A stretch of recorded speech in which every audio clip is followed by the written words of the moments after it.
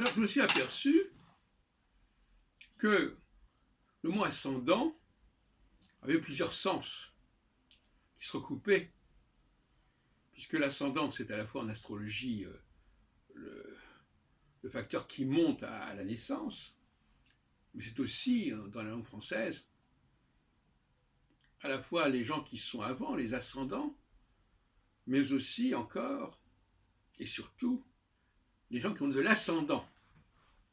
Or, l'astrologie charismatique nous parle de l'ascendant, dans tous les sens du terme, dans les deux sens du terme, et de même dans les trois sens du terme.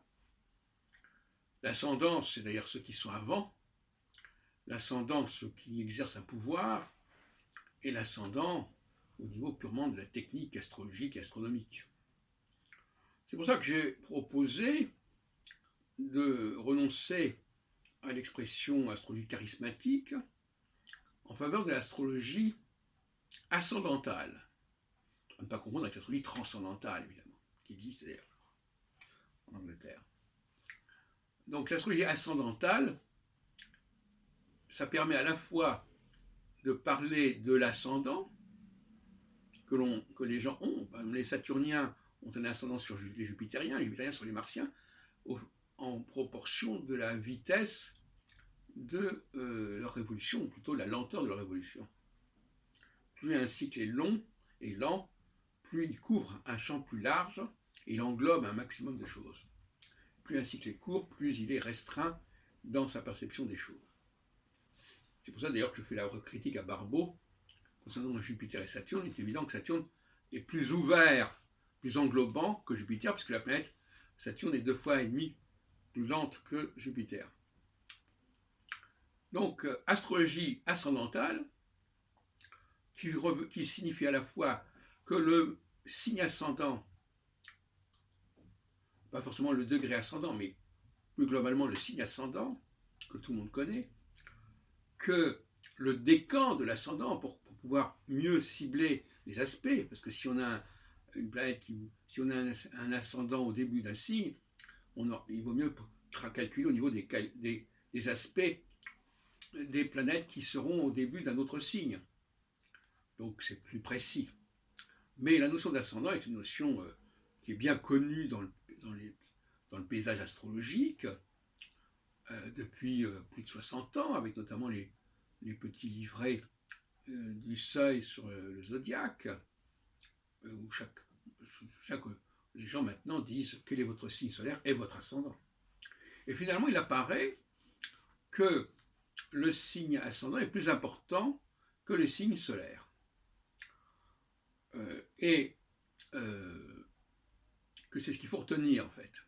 Et d'ailleurs, quand on fait les horoscopes, les gens qui font des interprétations des horoscopes à partir du soleil, ils disposent des maisons autour du soleil comme si le soleil était l'ascendant. Hein, donc, ce qu'on appelle les maisons solaires. Donc, c'est un peu comique comme situation.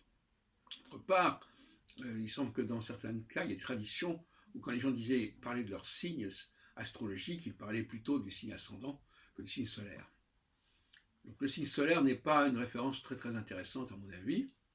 Ça relève de l'astrologie populaire, de l'astrologie mensuelle, et il vaut beaucoup mieux parler de l'astrologie des ascendants et de l'ascendant, dont l'astrologie ascendantale, d'autant plus que pour moi, l'astrologie nous parle du niveau d'ascendance, du niveau d'autorité, du niveau de leadership d'une personne, Saturne ayant un ascendant sur Jupiter parce qu'il voit des choses que Jupiter ne voit pas, Jupiter ayant un ascendant, c'est une problème de ce qu'on appelle le champ de conscience, qu'on retrouve chez le Seine d'ailleurs, et Jupiter a un ascendant sur Mars parce que Jupiter voit des choses que Mars ne voit pas, etc.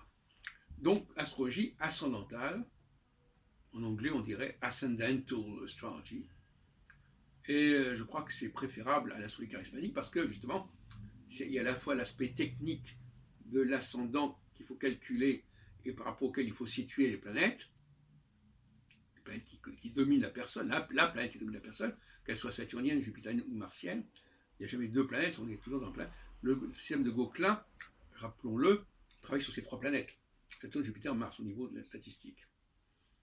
Et au niveau des statistiques, à propos, je pense qu'il vaudrait mieux travailler sur les ascendants que sur les signes solaires.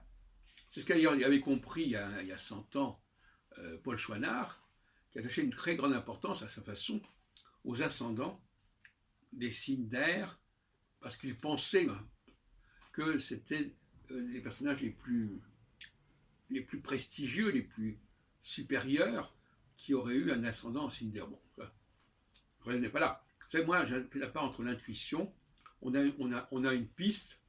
Maintenant, au niveau de la façon dont on interprète cette intuition, on peut se tromper. Voilà, c'est pas un problème.